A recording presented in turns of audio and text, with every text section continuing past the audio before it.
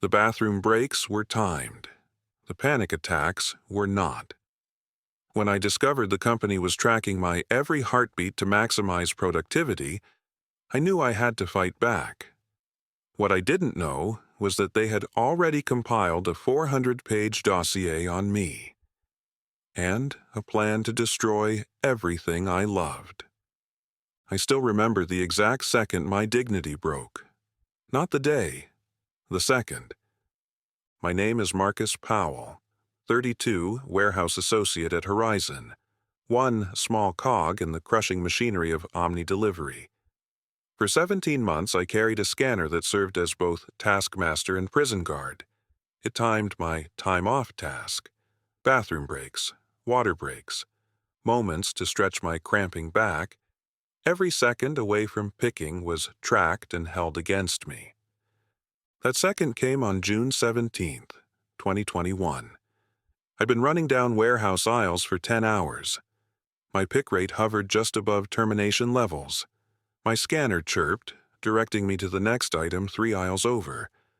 My bladder, ignored for 2 hours, sent an ultimatum. I hobbled toward the restroom a quarter-mile away, scanner still in hand. It beeped. Time off task had begun. Inside the stall, I heard others rushing, the soundtrack of humans reduced to functions on a timer. Someone called, "Move it, Powell." Miller's watching the TOT reports. Relief gave way to humiliation, then rage. Grown men rushing through bodily functions, afraid of an algorithm. I looked at the scanner recording my unproductive time, and something snapped. The timer read 3:42. My job security was in jeopardy, all because I needed to piss.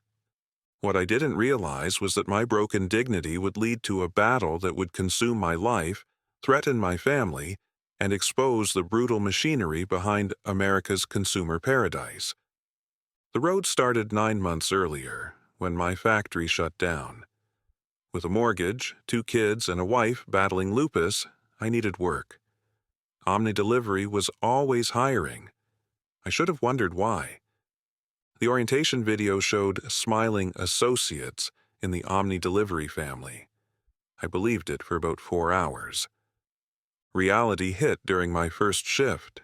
The warehouse was huge, temperature swinging between freezing and sweltering. Items needed picking every 8 to 15 seconds. Workers limped down aisles wearing braces. Everything was tracked. Steps, picks, time, pace. Even our health trackers fed into productivity metrics. By week 3, I learned the unwritten rules. Hide pain, skip breaks, keep an empty bottle nearby. Don't talk. Don't slow down. Don't complain. You'll get used to it, my buddy Miguel told me, swallowing Advil dry. The algorithm learns what you can handle and pushes you right to the edge. Miguel didn't return after peak season. Neither did 30% of workers hired with me.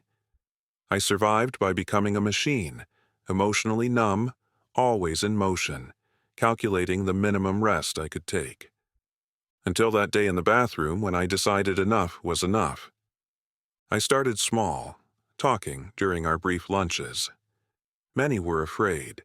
Single parents, immigrants, people with limited options, but others shared my rage. "They write you up if your rate drops when you're pregnant," whispered Aisha, 7 months along. "I'm hitting numbers, but I'm bleeding after shifts." Carlos showed me his wrist braces. 3rd case of carpal tunnel. They counted as a personal issue, not work-related. Jason, 19, described panic attacks in the aisles. The scanner beeps faster when you fall behind, like it's yelling at you. Sometimes I can't breathe. I created a private chat group. 10 workers at first, then 50, then 200. We documented everything. Injuries, terminations during medical episodes, the heat reaching 95 degrees, the toll of constant surveillance. Management noticed. My scanner assigned me to isolated sections. My breaks were scrutinized. Daniel Miller, the floor supervisor, suddenly appeared wherever I went. "You're a good worker, Powell," he said, following me to my car. "Don't throw away your future here. There are opportunities for team players." The threat was clear. I ignored it and contacted Workers United, a labor organization. They connected me with Sophia Chen, who had unionized 3 warehouses despite the company's union-busting tactics. "They'll come after you personally," she warned. "They'll find any mistake in your past. They'll offer bribes for dirt. They have departments dedicated to preventing unionization." I thought she was exaggerating. I was wrong. The next week, my schedule changed without notice. I missed half a shift, receiving a disciplinary notice. My scanner malfunctioned, tanking my stats. Coworkers went quiet. 3 people left our group every day. Then came the one-on-one meetings about the risks of third-party representation. Mine was with Rebecca Torres, a labor relations specialist from Seattle. "Marcus," she said, reading from a tablet, "I see you have 2 children. Chloe is 7, right? And Dylan is 10. Competitive soccer player." My blood ran cold. I'd never shared my children's names at work. "We value you as part of the Omni Delivery family," she continued. "We see potential for advancement to process assistant. That would mean a $7 per hour raise and a fixed schedule, helpful for Dylan's soccer games on Thursdays." The bribe was followed by the threat. My performance metrics were concerning. There were discrepancies in my application. And wasn't my wife insured through the company? Such lupus coverage was hard to find elsewhere. I left shaking. That night, our house was egged.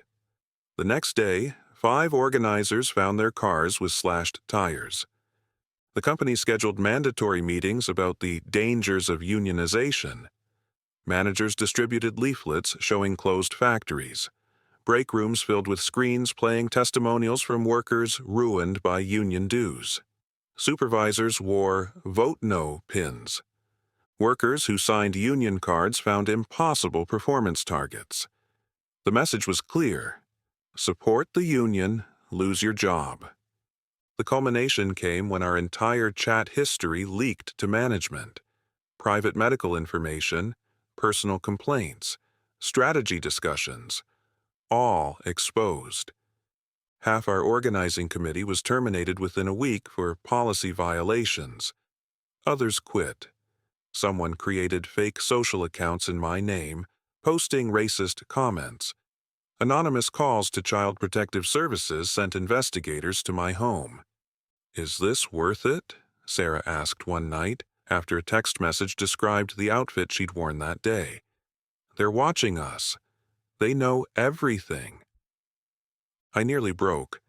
Then I received an email from Jason.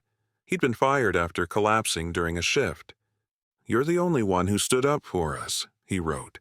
"Please don't stop." The union vote was scheduled for August 17th. The day before, Omni Delivery announced a temporary wage increase and improved breaks, both to expire 3 months after the vote. We lost by 12 votes. The celebrating managers didn't realize our real victory had already happened. We'd been documenting every violation, every retaliation, every illegal tactic. With Workers United attorneys, we filed complaints with labor boards. I was fired 3 days later for creating a hostile work environment. 6 organizers followed. But we'd embedded allies throughout the warehouse who continued gathering evidence. 4 months later, the NLRB filed a complaint against Omni Delivery, citing 79 labor law violations. Similar cases emerged nationwide. Journalists began investigating. Lawmakers launched inquiries. The company's image began to crack. I never got my job back. I work construction now, making less but sleeping better. But 2 years later, Horizon voted again. and the union won by 118 votes. Bathroom breaks are no longer timed. Accommodation requests are honored. Quotas have human overrides for medical necessities.